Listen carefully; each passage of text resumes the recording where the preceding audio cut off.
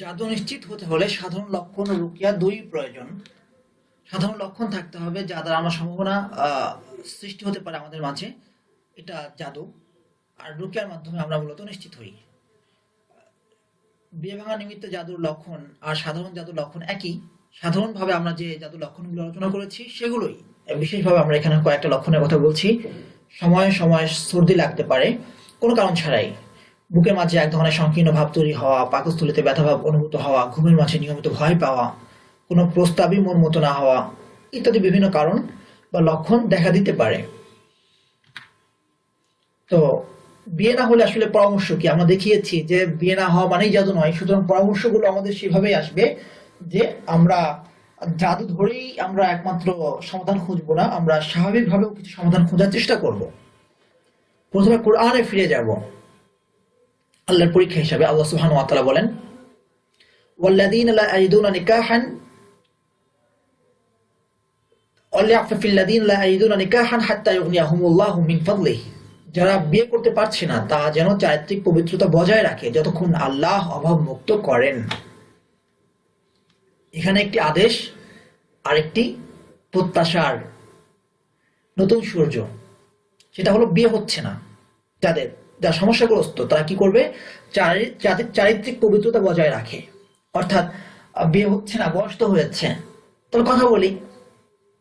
মেয়ে হলে ছেলের সাথে কথা বলা, ছেলে হলে মেয়ের সাথে কথা বলা, না, সে কাজটা করা যাবে না।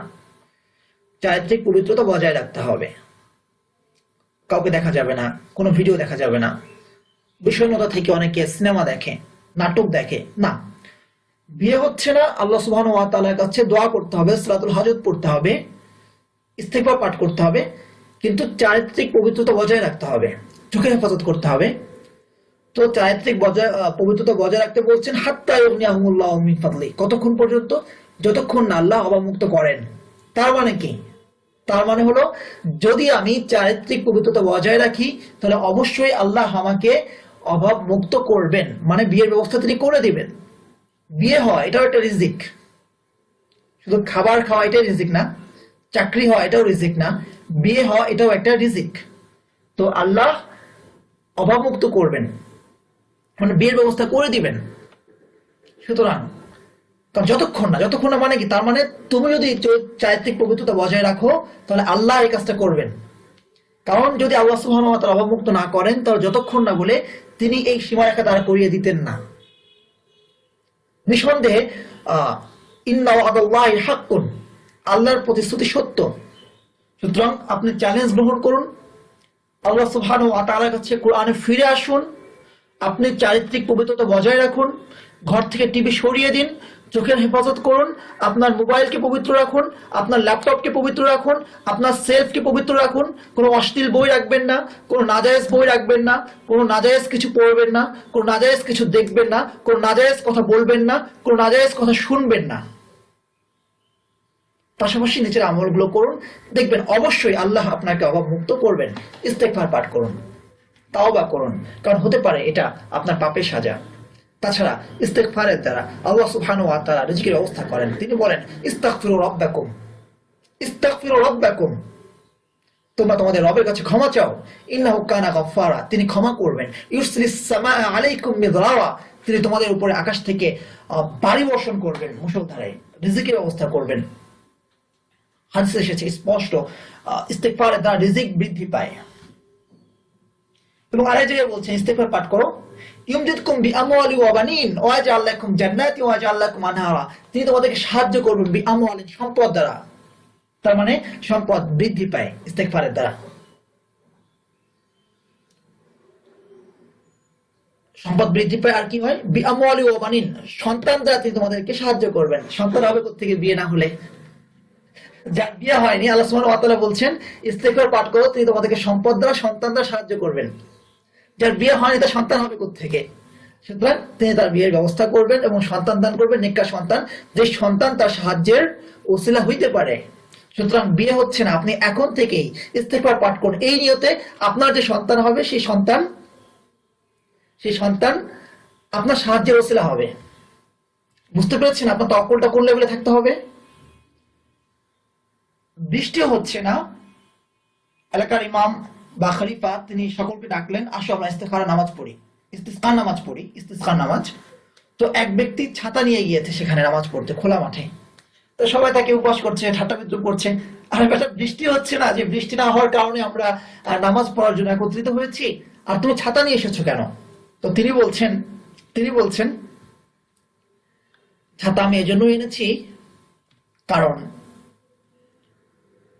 আমি দোয়া করতে এসেছি আল্লাহর কাছে বৃষ্টি দেওয়ার জন্য।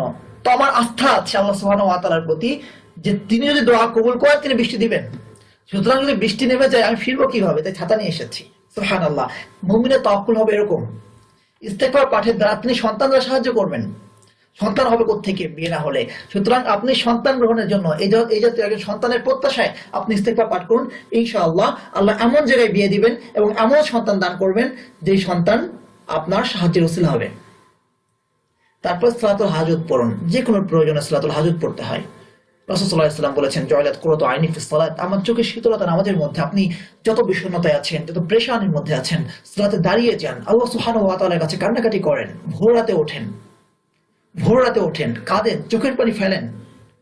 জি আল্লাহ, এমন একজন জীবন সঙ্গিনী মিলিয়ে দিন যিনি আমার জান্নাতে যাওয়ার সহায়ক হবেন, যিনি হামসফর হবেন। একসাথে পথ চলে আমরা জান্নাতের দরজায় গিয়ে দাঁড়াবো, হাউজে কাউসারে গিয়ে রাসূল সাল্লাল্লাহু আলাইহি ওয়াসাল্লামের হাত থেকে পানি পান করব। বেশি বেশি পাঠ করুন, রাব্বি ইন্নী লিমা আনজালতা ইলাইয়া মিন খায়রিন ফাকির, সূরা কাসাসের 23 নম্বর আয়াত। আপনি কি জানেন এটা কোন আয়াত, এটা কোন দোয়া? আগে দোয়াটার অর্থ পড়ুন। রব্বি, হে আমার রব, ইন্নী, নিঃসন্দেহে আমি, লিমা আনজালতা ইলাইয়া, আপনি আমার প্রতি যে নাজিল করবেন তার মুখাপেক্ষী। লিমা আনজালতা ইলাইয়া মিন খায়রিন, আপনি আমার প্রতি যে কল্যাণ নাজিল করুন না কেন আমি তার মুখাপেক্ষী। হে আমার রব, আপনি আমার প্রতি যে কল্যাণ নাজিল করেন না কেন আমি তার মুখাপেক্ষী। মুসা আলাইহিস সালাম যখন মিশর থেকে পলায়ন করলেন, মাদিয়ানে গেলেন, তার কোনো আশ্রয় নেই, কোনো আশ্রয় তার নেই। তিনি দুটো মেয়েকে সাহায্য করলেন, তাদের যে পশুগুলো ছিল সেগুলোকে পান করিয়ে দিলেন, কিন্তু কোনো কথা বলেননি। আজ তো আমরা সাহায্যের নামে দিনী বোন হিসাবে কি করে একটা বেশি কথা বলা যায় সেই পথ খুঁজি, কি করে একজন ভাইয়ের সাথে কথা বলা যায়। আল্লাহ আমাদেরকে হেফাজত করুন। তো তিনি কোনো কথা বলেননি, সাহায্য হিসাবে তা যতটুকু করার পর্দার ভিতর থেকে পান করিয়ে দিয়েছেন, তা চলে গেছে। এরপর তিনি গাছের ছায় আশ্রয় নিয়ে বলছেন, রব্বি ইন্নী লিমা আনজালতা ইলাইয়া মিন খায়রিন ফাকির, হে আমার রব, আপনি আমার প্রতি যে কল্যাণী নাজিল করেন না কেন আমি তার মুখাপেক্ষী।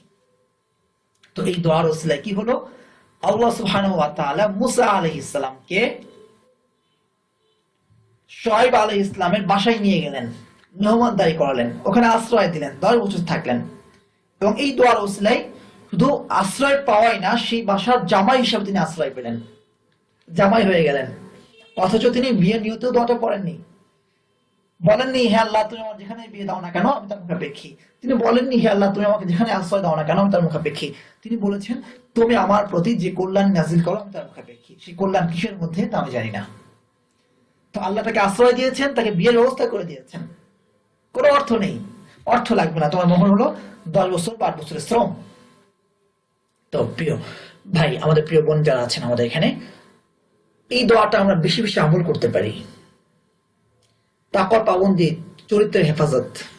কারণ আল্লাহ সুবহানাহু ওয়া তাআলা বলেছেন, মাইয়াত্তাকিল্লাহ ইয়াজআল লাহু মাখরাজা, যে তাকওয়া অবলম্বন করবে, আল্লাহকে ভয় করবে, আল্লাহ তার বের হওয়ার পথ করে দেবেন সমস্ত সংকীর্ণতা থেকে। রিজিকের সংকীর্ণতা, তাকওয়া অবলম্বন করুন। বিয়ে হচ্ছে না, তাকওয়া অবলম্বন করুন। সন্তান হচ্ছে না, তাকওয়া অবলম্বন করুন। অর্থের প্রয়োজন, তাকওয়া অবলম্বন করুন। চিকিৎসা টাকা নেই, তাকওয়া অবলম্বন করুন। স্বামীর অশান্তিতে আছেন, তাকওয়া অবলম্বন করুন। স্ত্রীর অশান্তিতে আছেন, তাকওয়া অবলম্বন করুন। সন্তান সৎ পথে নেই, তাকওয়া অবলম্বন করুন। সর্ব অবস্থায় যে প্রেশারেতে আপনি পড়ুন না কেন, আমাদের কাজ হলো তাকওয়া অবলম্বন করা। বের হওয়ার পথ করে দেবেন আল্লাহ। মাইয়াত্তাকিল্লাহ ইয়াজআল লাহু মাখরাজা, যে আল্লাহকে ভয় করবে আল্লাহ তার বের হওয়ার পথ করে দেবেন। রুকিয়া ও কোরআন তেলাওয়াত, এবং পাশাপাশি জিনের আসর আছে কিনা নিশ্চিত হওয়ার জন্য রুকিয়া করা এবং বেশি বেশি কোরআন তেলাওয়াত করা। বিশেষ করে আমরা বলবো এখানে সূরা আলাম নাশরাহের অর্থটা যখন আপনি পড়বেন, এটা একটা কাউন্সেলিং এর কাজ করবে। আল্লাহ সুবহানাহু ওয়া তাআলা সরাসরি যেন আপনাকে কাউন্সেলিং করছে। আলাম নাশরাহ লাকা সাদরাক, আমি কি তোমার বক্ষকে উন্মুক্ত করিনি? ওয়াদানা লাকা উযরাক, আমি কি তোমার বোঝাকে লাঘব করিনি? আল্লাযী আনকাযা যাহরাক, যা তোমার পিঠকে ভারাক্রান্ত করেছিল। ওয়ারফা'না লাকা যিকরাক, রাসূল সাল্লাল্লাহু আলাইহি ওয়াসাল্লামকে আল্লাহ সুবহানাহু ওয়া তাআলা সান্ত্বনা দিচ্ছেন। এটা পড়ুন, সান্ত্বনা গ্রহণ করুন যে আপনার নবী কষ্ট করেছে, আপনার নবী কষ্ট করেছে, আল্লাহ তাকে সান্ত্বনা দিচ্ছেন। এবং নবীর মৃত্যুর সাথে সাথে এই সূরাকে তিনি তুলেও নেননি, রেখে দিয়েছেন। তার মানে হলো এই সূরা আপনার জন্য সান্ত্বনা, আপনি সান্ত্বনা গ্রহণ করুন। সূরা ইউসুফ পড়ুন, অর্থের দিকে লক্ষ্য করুন, মনোযোগ দিয়ে পড়ুন, মর্ম উপলব্ধি করার চেষ্টা করুন যে ইউসুফ আলাইহিস ইসলামের পিতা তার সন্তানকে সবচেয়ে বেশি ভালোবাসতেন, সেই সন্তানকে তিনি হারালেন। নবী হয়েও তার সন্তানকে হারালেন। সেই সন্তানের জন্য কাঁদতে কাঁদতে চোখকে তিনি নষ্ট করে ফেললেন। ইউসুফ আলাইহিস ইসলাম নবী হলেন, মালিক হলেন, বিষয়ের দায়িত্ব গ্রহণ করলেন, তার বাবাকে আবার ফিরিয়ে আনলেন, সিংহাসনে বসালেন। তো ইয়াকুব আলাইহিস সালাম যে তার সন্তানকে ফিরে পেলেন, ইউসুফ আলাইহিস সালামকে তিনি কি সারা জীবন দোয়া করেননি? শুধুই কি কেঁদেছেন? একজন নবীর বেলায় এই কথা কি কল্পনা করা যায়? না, তিনি কেঁদেছেন আল্লাহ সুবহানাহু ওয়া তাআলা দরবারে। তো আল্লাহ তার দোয়া কবুল করেছেন, কিন্তু মাঝে কতগুলো বছর গিয়েছে, যুবক ইয়াকুবকে বৃদ্ধ হতে হয়েছে, ভালো চোখকে অন্ধ করতে হয়েছে। এরপর তিনি তার জীবনের শেষ বয়সে গিয়ে দেখেছেন আসলেই তার দোয়া কবুল হয়েছে। সুতরাং আপনার কাজ দোয়া করা। ইউসুফ পড়ুন, এই বিষয়গুলো কল্পনা করুন। আপনার কাজ দোয়া করা। আল্লাহ আপনার পক্ষ থেকে পরীক্ষা নিচ্ছেন, আল্লাহ আপনার কাছ থেকে পরীক্ষা নিচ্ছেন। তার যখন তিনি ফায়সালা, তখন তিনি দোয়াকে কবুল করবেন। হতে পারে এই দুনিয়াতে কবুল হচ্ছে না, কিন্তু প্রতিটা দোয়া, প্রতিটা ডাক আল্লাহ সুবহানাহু ওয়া তাআলা আপনার জন্য সংরক্ষণ করে রেখেছেন, আপনি আখিরাতে দেখতে পাবেন। এটাই তো সর্বোচ্চ ফলাফল, যে দুনিয়াতে কবুল হলো না, আখিরাতে কবুল হচ্ছে। আখিরাতে যখন কোনো বান্দা তার সেই ফলাফলগুলো, দোয়ার ফলাফল দেখতে পাবে, তখন সে বলবে, হাই, দুনিয়াতে যদি আমার একটা দোয়াও কবুল না হতো। সূরা মুমিনুন পড়ুন, কারণ আমরা বলেছি চারিত্রিক পবিত্রতা বজায় রাখতে হবে, মুমিনের গুণে তাকওয়া অবলম্বন করতে হবে। এই তাকওয়ার জন্য, চারিত্রিক পবিত্রতা বজায় রাখার জন্য সূরা মুমিনুন অসাধারণ একটা সূরা। এটা সাইকোথেরাপির কাজ করে মুমিনের ক্ষেত্রে।